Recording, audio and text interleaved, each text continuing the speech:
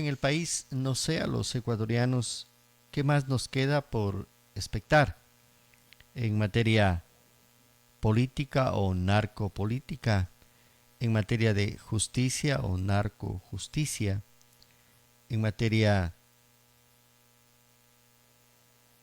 de los trabajos que deberíamos hacer todos los ecuatorianos para reinstitucionalizar nuestro país?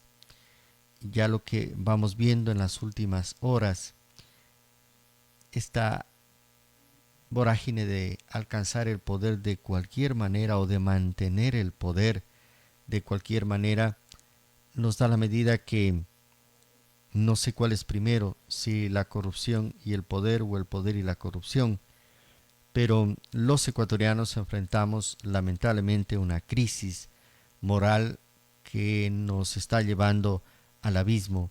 No sé si estamos ya prácticamente en ese estado fallido donde nadie absolutamente puede rescatarlo de la crisis en la que estamos, doctor. Con esto empiezo. Realmente el Ecuador y su situación actual es el resultado de una degradación social, una degradación política que usted ha dicho riñe con lo que significa la ética, ¿no es cierto?, en cualquiera de los campos o ámbitos o dimensiones del quehacer humano. Porque no se trata solamente de los políticos, que obviamente es donde más se afirma este comportamiento errado como sociedad, sino también se trata de los ciudadanos. La crisis institucional y política es una acción que se genera en base al interés de quienes gobiernan el país, de quienes han gobernado el país. Los políticos han hecho de todo y hacen en la actualidad cualquier cosa con tal de controlar el poder. Incluso yo en un artículo sobre un tema específico manifestaba que los políticos utilizan, por ejemplo, la violencia narcodelictiva en dos vías. La una, justamente para apadrinar el enriquecimiento, ¿no es cierto? Eh, Aprovechan la narcodelincuencia para poner en medio a los jóvenes, a los niños, a los adolescentes, a los sectores populares como consumidores y también como carne de cañón en una guerra o en un conflicto de desintegración social. Y el otro también, los políticos utilizan la narcodelincuencia y esta violencia que se ha generado para hacer campaña electoral y a través de ella hacerse del poder. Y eso es lo que está sucediendo en la actualidad, ¿no es cierto? No hay un solo candidato que no hable del tema de inseguridad, pero no es que cuando ya llegan al poder van a resolver el problema de la violencia o la inseguridad, sino que al contrario, lo que hacen es engañarnos. ¿Cómo estamos ahora? ¿No? Nos ofrecen regalarnos energía eléctrica, pero no nos han dicho en qué están invirtiendo los recursos recaudados por el incremento del IVA para combatir la inseguridad. Entonces, un poco a lo que voy es a establecer que el poder tiene un interés fundamental de beneficiar a quienes lo detentan y no en resolver los aspectos esenciales y fundamentales. Y ahí su inquietud es importante. ¿Estamos llegando a un clímax o hace falta aún mucho que transitar para ello? El alto comisionado de las Naciones Unidas para los Derechos Humanos mencionaba la semana anterior que tenemos o estamos en un camino hacia un futuro distópico, dice él, ¿no? Un término que no es tan utilizado comúnmente, pero que hace referencia a una situación de imaginaria desoladora, de terror, ¿no es cierto? Es decir, es un sueño negativo que puede sucederse como no puede sucederse, pero que a la larga usted se dará cuenta que estamos yendo en ese camino. La confrontación política, la acción electoral, la participación de los políticos a través de la corrupción a través del engaño, la mentira, el chantaje, etcétera, etcétera. Los grupos delincuenciales en el país, ¿no es cierto? A nivel mundial, los conflictos y las guerras que en cualquier momento, dígase usted, pueden, perdón, utilizar la bomba atómica, ¿no es cierto?, o armas nucleares que puedan destruir el planeta.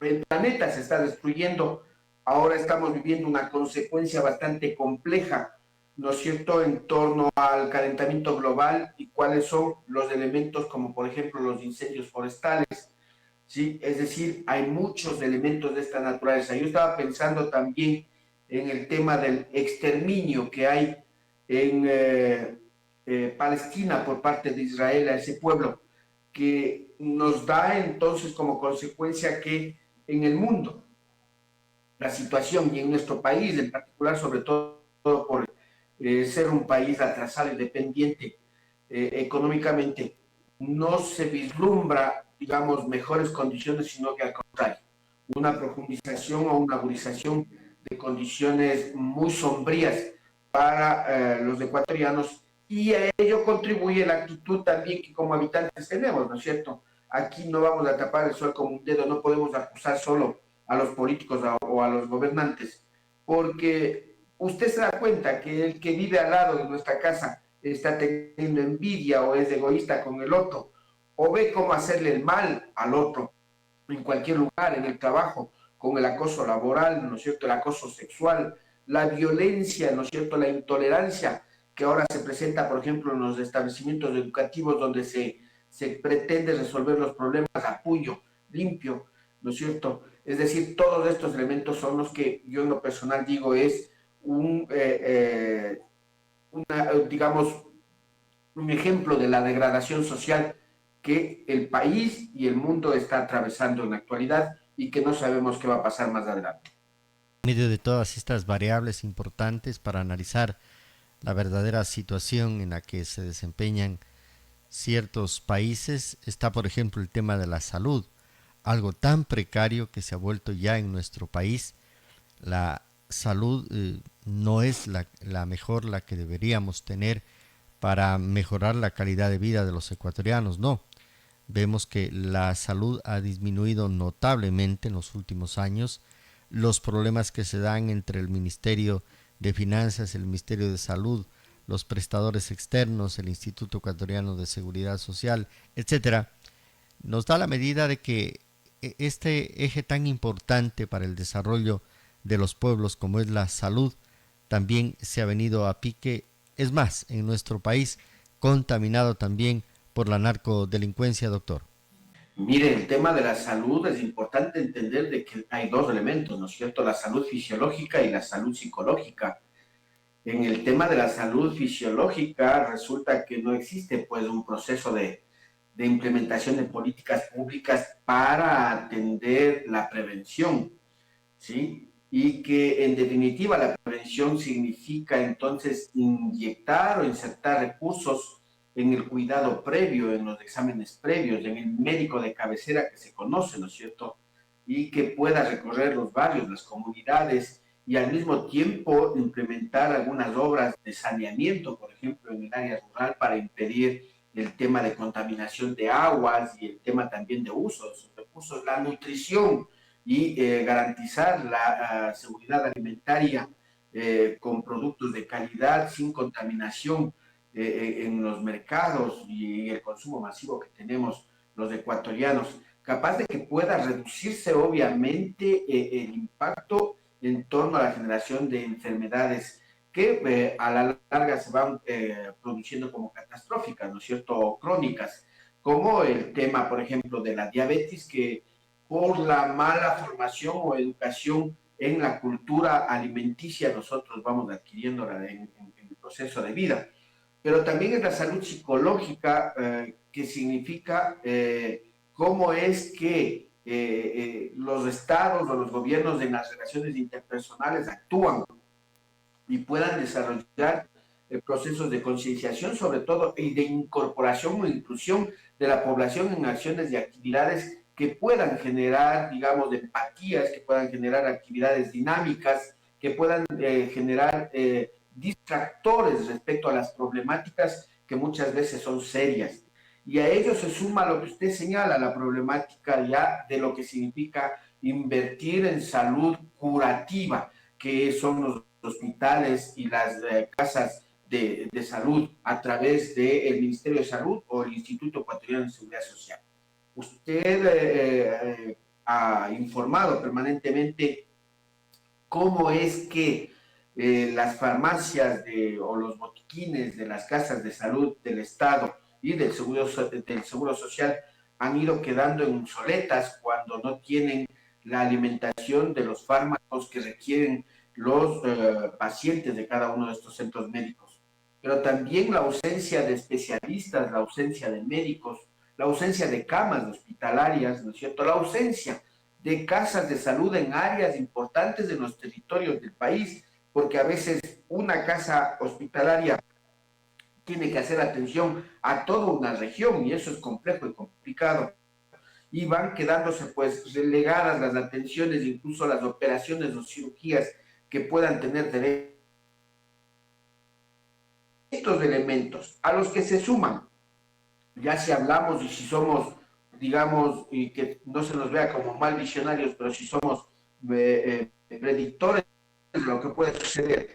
Recordemos de que funcionarios del Banco Mundial, ¿sí? Y de algunos organismos de Europa sobre todo, han dicho de que los adultos mayores son una carga económica para los estados y por tanto hay que ver cómo es que se puede ir reduciendo la presencia de los adultos mayores. No me invento yo, hay que buscar la información sobre una de las voceras del Banco Mundial, sobre todo, que señalaba estos temas y también uno de los, digamos, emisarios o altos mandos de la Unión Europea, me parece, en el sentido este. Y eso implicaba incluso la utilización de virus, ¿no es cierto?, generados en laboratorios para el exterminio. Y eso lo manifestamos y lo difundimos o analizamos en el periodo del COVID. Entonces, ¿cómo es que la política de los estados, de los países, y en el caso ecuatoriano, la política de estado y de gobierno, atiende a los adultos mayores que son un capital, ¿no es cierto?, un capital humano que más allá de que aporten en su actualidad el tema productivo, pero aportaron en el desarrollo y contribuyeron al crecimiento económico del Estado ecuatoriano cuando trabajaban y generaban ingresos a través del fisco, y cómo es que los estados atienden a estos sectores. La niñez también es otro elemento. Hay un problema de desnutrición infantil bastante complejo, pese a que en la actualidad el gobierno implementa, producto de la acción del gobierno anterior también, podríamos decirlo, un proyecto, un programa de nutrición infantil a nivel nacional, pero que no todavía se ve o se observa resultados positivos. Cotopaxi y Chimborazo, y sobre todo las áreas rurales de Chimborazo, siguen siendo, digamos, los territorios de mayor desnutrición infantil en el país. Estos análisis que hacemos ahora y que gracias a este medio de comunicación, a usted, don Lenin, nos permite generar argumentos en la población para que verifiquemos de lo que estamos señalando o de lo que estamos hablando en principio como eje central del análisis, de que hay esta degradación social que no está permitiendo entendérsela integralmente y que pueda contribuirse de alguna manera para que los gobiernos, los ciudadanos, las instituciones adoptemos medidas emergentes para modificarlas, para cambiar el rumbo y el destino de los ecuatorianos y ecuatorianas. Finalmente, doctor, si no hay una auténtica democracia, no hay justicia, y si no hay justicia, no hay libertad. Por eso vamos a vivir siempre presos de nuestros propios errores.